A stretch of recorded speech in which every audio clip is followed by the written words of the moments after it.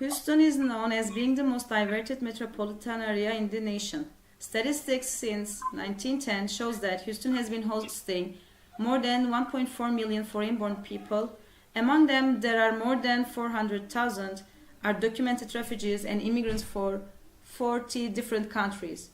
The numbers of undocumented are much more. It's been estimated that 39,000 of them are under the age of 16. This means they're supposed to be in school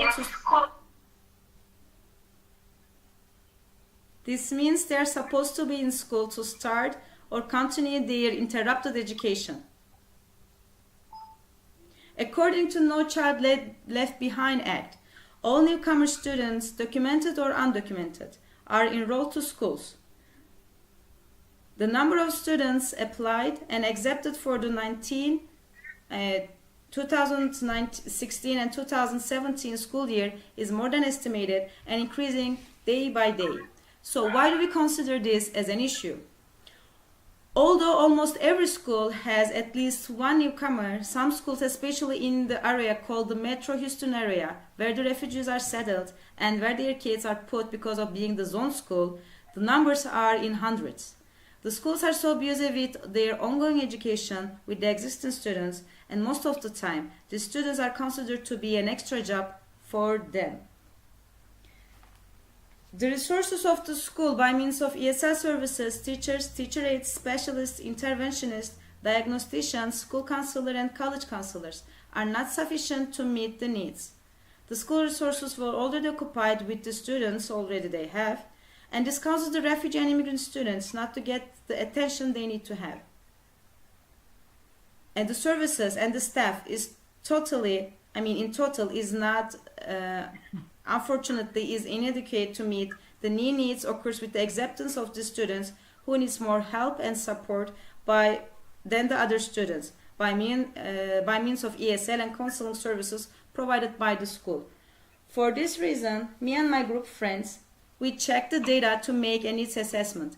According to it, we created some subtitles, the crucial and essential needs, and then so we can create a way can be applied in schools. We think that if we can set up a basic pathway or a framework to use while dealing with newcomer students for their academic and social adaptation and growing, anytime, every time they have a newcomer student, they just need to put the child into the working system. Because although it doesn't seem to be an issue right now, the increasing numbers show that if not well taken care of right now, it's easy to lose these kids and lead them to end up in the crime on the streets. For this reason, our subtitles are going to be taught by my friends. Mr. Özkay is going to tell about the counseling services are provided and his recommendations. Yes, Mr. Özkay, we are listening to you. Yeah, my name is Ibrahim Özkaya. I think there's glitching sounds. No, that's fine. That's fine. You can just talk. Okay. I want to talk about the college readiness for refugee and immigrant students. What is the current situation regarding the college readiness? Regardless of what refugee students already accomplished, the pathway to higher education is not easy for them. According to me, there are two biggest issues they encounter, which are learning English and understanding the college-going process. Some refugee students are lucky because they have the public help and support from their parents, but not all refugee students are as fortunate.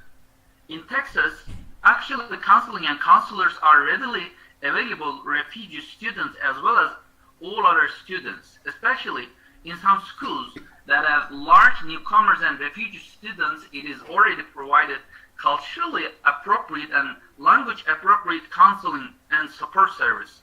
These counselors work closely with individual students, with their parents and with their teachers, and most importantly, counselors who are bilingual. What is my offer about this issue? My offer about how refugee students will overcome a lot of barriers. According to my opinion, some organization and programs must be established which help immigrants and refugees in Houston area in order to focus attention on these newcomers' educational and social needs. These organizations or programs should have college and career readiness classes which prepare students to continue their education after high school. This organization may run after-school program.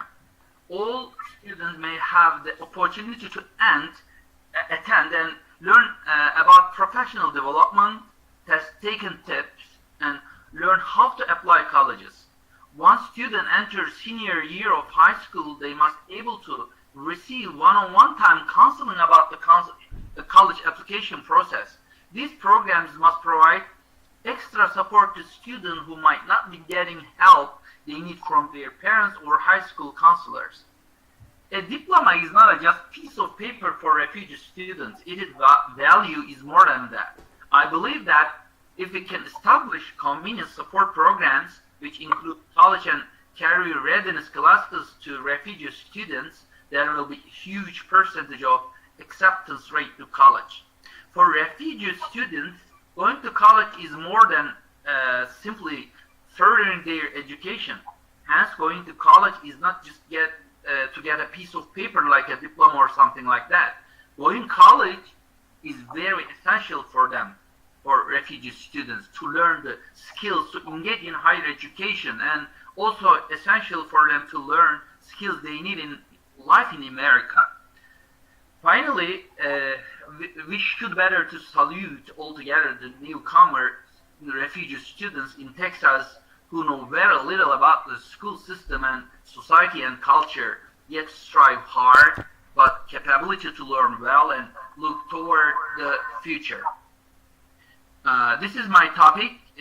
Thank you for having me. Here's your turn, ma'am. Thank you, Mr. Özkaya. Thanks for your this information and the recommendation. You are so right that if even one student, even one refugee goes to the college, it will change the view of the others, and then he is or she is going to be the model for the other ones. Hopefully we can help them to go to the college. So the college readiness and college counseling is one of the main topics we should consider. Yes, then we need to move to Ms. Özkaya. She's going to talk about the ESL and her recommendations. Yes, Ms. Özkaya, we are listening to you. Hello, I am Ms. Özkaya. Thank you. I am going to talk about the language and cultural issues of refugee and immigrant students at the high school level. These students need to learn English and catch up on subject area knowledge. Also, they are not familiar with school culture in the United States. The principal, assistant principal, librarians, instructional leaders, and department staff need to have a team consisting of students and immigrants. By this way, responsibility is shared with team members. When one considers the chance of these students succeeding in traditional school settings, it is difficult to be optimistic. It should be understood that newcomer English language learners have to develop their proficiency in academic English while simultaneously studying core content areas through English. Thus, these newcomers are performing at least double the work of native English speakers. New to the country and to the language, all newcomers face acculturation issues, making engagement with their school, peers, and teachers challenging. Moreover, the newly arrived students are being held to the same accountability standards as their native English-speaking peers. They must participate in standards-based curricula and assessment. The challenges and pressures are many, and this is one reason that newcomer programs have been implemented in many school districts around the United States. The main goals of these programs are help students acquire beginning English skills, provide some instruction in core content areas, and guide students' acculturation to the school system in the United States. These students are in transition to a new country, new culture, and new language. They are also used to school systems in other countries with different customs and cultural norms. The challenge is not simply a question of teaching students how to read or speak English. However, these are students who may also struggle with cultural adjustments and need serious literacy and content instruction as well as introduction to the basics of the American school culture. Students may be facing complex identity issues, cultural shock, and a sense of loss of having left their home behind, particularly if they didn't want to move to a new country. A supportive environment should be provided as staff from the student's home country and a teaching staff highly trained in cross-cultural communication, the cultural and historical backgrounds of the students, and instructional methods that are designed to accelerate the academic achievement. Thank you very much. We thank you, Mrs. Kaya. English is the basic problem. It should be solved at the very beginning. Think that these were the number one students back in their native countries, but when they came here, because of the lack of English, they cannot understand what the question is asking, so they left their, assessment papers blank, and people are behaving them as they're dumbs, although they are not. So it's another important issue we should take care of. Yes, Mr. Avcı, he is going to tell about how can we, inform the school, the staff, the teachers, and how can we ask for the organizations, profit or non-profit organizations, to handle the issue in an educational way. Yes, Mr. Avcı, we are listening to you. Yes. Hi, my name is İsa Avcı. I would like to talk about how can support school administrators and their needs. I want to give some information about refugee students in the Houston. With an estimated 2,000 refugees arriving in Houston annually, the city is the top site for resettlement in the United States. Among resettled refugees, 30% is children.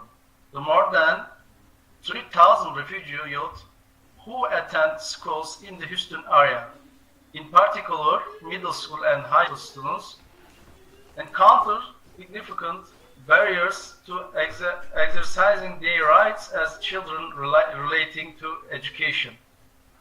In Texas, all children between the age of 10 and 18 are required to attend school.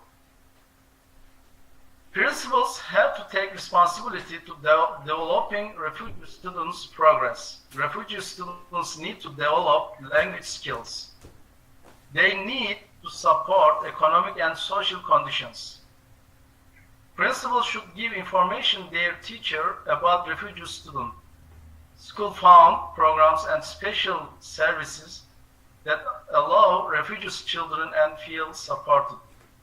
Building this capacity of school and community programs requires physical and instructional resources, especially given the varying needs of refugee youth that cannot be addressed with a one-size-fits-all solution. Principals can give training teachers to increase their capacity to support refugee students in developing English language proficiency and closing gaps in academic competence. Additionally, school staff should be aware of and be able to address social, cultural, mental health, and other barriers for refugee youth and attain a high school diploma and pursue higher education. According to me, school administration to be able to find non-profit organization to support refugee students and their families, such as peer organization. Peer mentors guide students through activities that support the development of refugee youth's social and emotional skills. Help them acquire this English language and assist them with completing school work and preparing for higher education.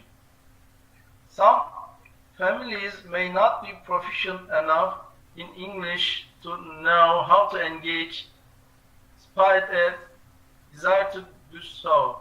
Additionally, many families may experience practical barriers, having a car or employment that does not allow for active engagement during school hours. Schools can work with cultural liaisons and the families to find ways to connect with parents and ensure they have opportunities to practice in their child's schooling. Many refugee students bring many unique skills, strengths, and knowledge into the classroom. build on those strengths of religions and consider having them share their knowledge about their country, customs, and culture. Principals should also support maintaining the home culture and language while also balancing the importance of developing the skills and knowledge to succeed in the United States. Thank you. Thank you, Mr. Rauja. As you mentioned, my voice is echoing. Can you mute yourself? Okay, thank you. As you mentioned, they already have lots of troubles, issues they need to handle. So the school must be the place which embrace the kids with whoever they are, what race or what origin they have. Because otherwise, the numbers show that if they are not happy in school, they end up with going to streets, and it's so easy for them to finish in a crime. Thank you, Mr. Rauja. Yes, Mr. Ruzul, we need to listen about how these kids are going to be helped in their adaptation academically. We talked about mostly academically, but this is not the only thing we should consider. They need to be socially also adaptation. So what are your recommendations for them? I'm Ms. Mailuzun. I will talk about how can we make refugee children social. To solve this problem, we have some recommendations. First of all, we can set up some fundraising activities or some special programs. Those programs help students to feel supported. Fundraising programs for refugee students, we should create some communities in order to follow some progress. We know refugee students have a lot of needs, and we can provide some opportunities with the help of those programs. The other thing is, I think it's very important that teachers or other staff in a school should be well trained, because we know most of refugee students have language problem. So we can overcome this problem if we have a teacher with great experience. We know teachers who can change students' lives should be well educated, because students spend most of their time with their teachers. So refugee students also spend their time with their teacher. Refugee students can be supported by trained teachers. And also another thing to increase student sociability is that we can give some opportunities to students to enroll some clubs or communities. That helps refugee students to make friends and increase these children's self-confidence. It also helps these children to increase their language capacity. The final thing is about their parents. We should invite their parents to any activity or program. Parents can give emotional support to children during any activity, and also parents should be sure that clubs or activities are reliable for their children, so that they can give more permission to their children to involve other activities. Thank you very much. Thank you, Mr. Ruzun. That was really helpful. Thanks to everybody. So the refugee, or in other words, the newcomers, they not seem as an issue right now, but the numbers is increasing daily basis. Now they are the students are in the schools zoned to the families where they are placed by the United Nations and local governments, but the statistics shows that they are going to be in the Houston area the next year. So it's going to be every school issue to handle with these kids. If we can set up a really working system for the kids, so it's really going to be no child left behind. So we are the school leaders, we are the first ones who needs to say that, this is also a kid, he needs support, and he needs to feel that he is a part of this culture, this community. Otherwise, because we all know that we came from our countries and try to do our best to be a citizen here in this new country. So this is our turn to give a chance for these kids. If it's not an educator, who is going to do this? So me and my friends, we came together and tried to find possible solutions to make this not an issue, but something can be handled with right care and with all the emotions the kids and the parents need. Thanks everybody. Thank you. Have a great day.